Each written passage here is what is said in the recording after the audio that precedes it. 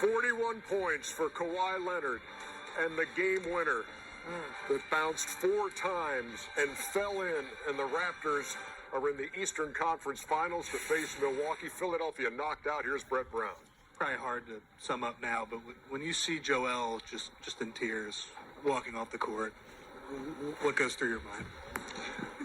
That it's going to be a life memory, that as painful as it feels now, it'll help him. It'll help shape his career. It'll help give him greater clarity of what this time of the year represents. All the stuff that has to accrue over many months that will equal the ability to one day be a champion. It's hard. It's hard to be the last man standing. And to see him have the emotion that he has, and he's one of many in that locker room. It is painful for all of us, but to your question with Joel, he'll look in the rearview mirror and remember this. He will come out better and smarter and stronger and more aware of really what it takes to play longer than we've been able to play. Brett, Dave McMenamin, ESPN, in front of you here. What do you think you guys accomplished over the last 2 rounds of the playoffs, and how should that be considered moving forward as this team looks to the future? I mean, I think the group incrementally, as I said at in the beginning before we played, has slowly come together. Somebody asked me if there was a game that sort of defined us, and I believe my answer was like a bunch of instances that added up, that you felt like we were pointing in the right direction. I think our starting group is as talented as any in the NBA. In our bench, we tried to uncover some things with James that I think gave us serviceable minutes. I'm such a fan of Mike Scott and his toughness, etc. We experimented with different 5 men, from Amir to Boban to Greg, trying to figure that out. But I think moving forward, you try to hold on to as much of it as you can, and it's not my area. Elton will be great at this, and I'm sure a large portion of the challenge and the planning is going to be how do you just sort of grow the bench and hold on to as much of that as you can, the starters. And so we welcome you to Inside the NBA, presented by Kia, and we take you to the highlights of, what a Game 7. What a north of the border, and Kawhi Leonard with the rip claw. Listen, he just said, Chuck, give me the ball today. I'm going to work. Yeah, let me tell you something. They're going to have to play a lot better against Milwaukee. That offense, Greg Anthony did a fantastic job, him and Kevin. That offense was so bad the whole game. Well, I think the Game 7 intensity changed up a lot of the game plans individually. Not for the better either. Sure, yeah. And Philly, yeah, go ahead, Shaq. Not only that, Chuck, you know that the other team wasn't playing well, so as a superstar, you have to say, you know what, give me the ball, just move out of the way. But Philly had 3 of the worst possessions that I've ever seen. What a nice little lefty. Yeah, 44-40 at the half, Toronto. And the Sixers hit them with a 16-0 run in the third quarter. Embiid. And one. I thought Toronto was in trouble. J.J. Redick for 3. I did too, but you know what? I never saw Embiid back to the basket.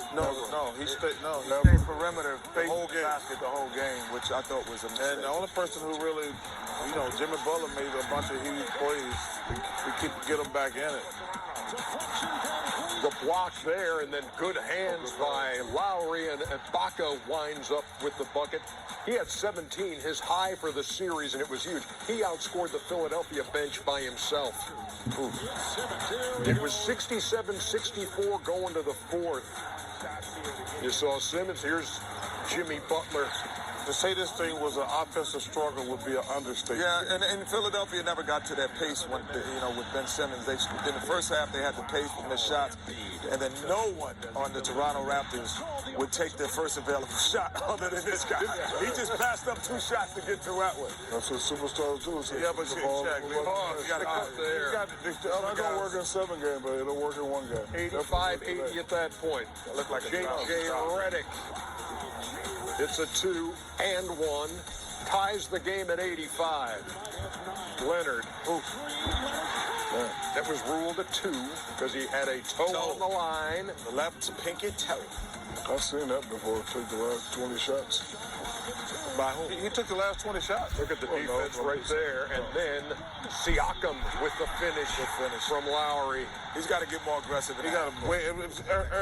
Not only that, he got to take shots, Kenny. I mean, you can't be afraid. You're scared, get a dog.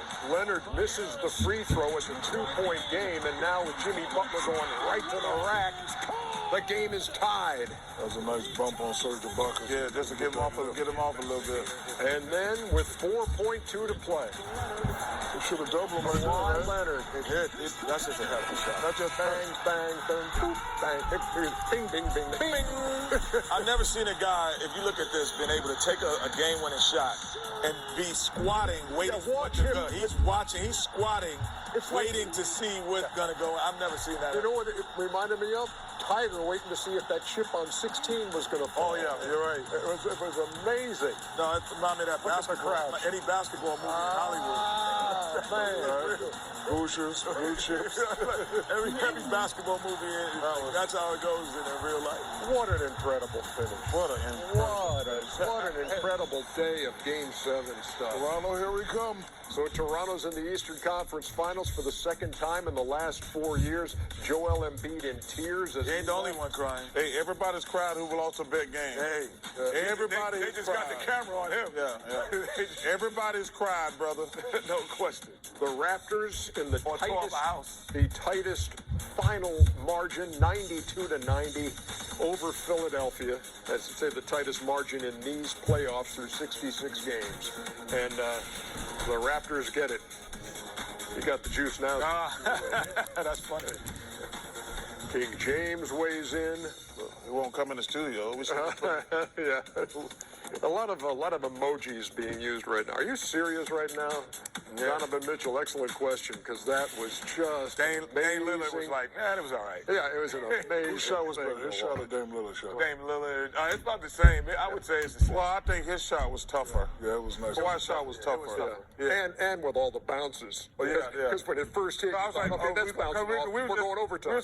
Overtime. Uh-oh. No, Chuck, it was an amazing thing. It was You know, I think if the Sixers, those 3 bad possessions in a row, just letting the shot. They got a shot clock violation out of a timeout, which can't happen. Then they had 2 more shot clock violations. They're gonna be hitting that hurting for that. But shout out to Kawhi. He didn't have a good game. I know he had great numbers. 41 points on 39 shots. That can't happen because and the thing that bothered me about Toronto, their guys were afraid.